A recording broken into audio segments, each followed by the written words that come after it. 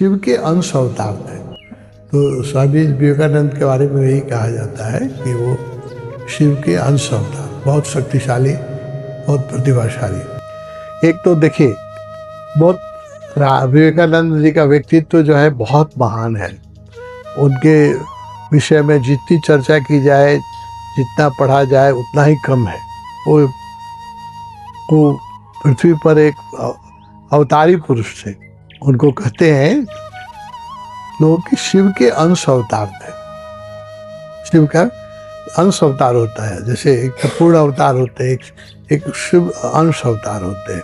जैसे शंकराचार्य को भी लोग कहते हैं कि शिव के अंश अवतार थे, है ना। पूर्ण शिव नहीं थे, लेकिन शिव के गुण लेके आए थे। तो स्वामी विवेकानंद के बारे में यही कहा जाता है कि वो शिव के अंश अवतार, बहुत शक्तिशाली, बहुत प्रतिभाशाली। उनके प्रति मेरे मन में बहुत श्रद्धा, प्रेम है। विद्यार्थी जीवन से ही मैं उनको बहुत पढ़ा हूँ। उनके आश्रम में, रामकृष्ण आश्रम में जाता रहा हूँ बचपन से ही, और सन्यासी बनने गया था। स्कूल में पढ़ता था तभी गया था। मुझे इतना उनके जीवन से प्रेरणा मिली।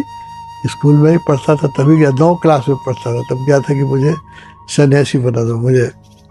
लेकिन उन लोगों ने समझाया कि नहीं, हम जब तक सन्यासी बनने के उनके कुछ नियम हैं कि आपको, अगर आपकी उम्र 25 साल से कम है तो आपको सन्यासी बनने के लिए आपके माता पिता की स्वीकृति चाहिए लिख के देना होगा। और अगर आप विद्यार्थी हैं तो आपको कम से कम ग्रेजुएशन कर लेना चाहिए। पर मेरे पास दोनों नहीं था, मैं तो 9 साल का विद्यार्थी था। एक भाव था कि वहाँ जाके सन्यासी बने। वो उनकी जीवनी में 7 साल से पढ़ता रहा, जो 7 साल का तभी से पढ़ता था। अभी भी मेरे हर कमरे में विवेकानंद की तस्वीर रहती है। बहुत मेरे लिए बहुत प्रेरणादायक व्यक्तित्व है।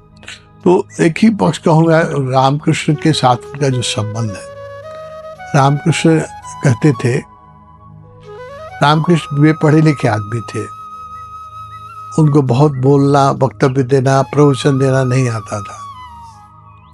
तो जब उनसे कोई प्रश्न करता था तो बहुत अच्छे वक्ता नहीं थे, इनलाइटेंड थे, उनके पास अनुभूति थी लेकिन अभिव्यक्ति नहीं थी।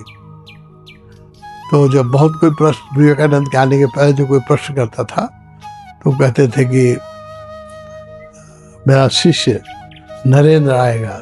विवेकानंद का पुराना नाम है नरेंद्र।